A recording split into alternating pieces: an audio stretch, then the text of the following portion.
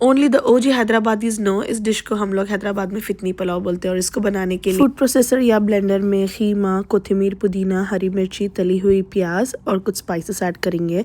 फिर इसको अच्छी तरीके से पीस लेंगे। इसमें ऐड करेंगे जिंजर गार्लिक पेस्ट, हल्दी, गरम मसाला और भुना हुआ बेसन का आटा।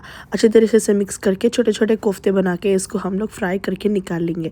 फिर चावल बनाने के लिए एक पॉट में घी और तेल ऐड करके इसमें खड़े गरम मसाला डाल देना है।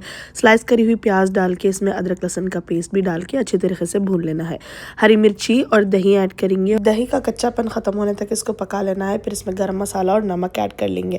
पानी ऐड करके पानी को उबलने के लिए रख देना है। फिर इसमें भीगे हुए बासमती चावल ऐड करके आपको इसको हाई फ्लेम पे पका लेना है 10 मिनट के लिए। जब चावल एक कनी पक जाते हैं इसमें तले हुए कोफ्ते, कोथिमीर, पुदीना ऐड करके इसको दम पे रख देना। मिर्ची के सालन या बगारे बैगन के साथ इसको ट्राई करिए। और अगर आपके घर पे भी ये डिश बनती तो मेरे को ज़रूर बताइए। Do give it a try, I am sure you'll love it. Bye bye.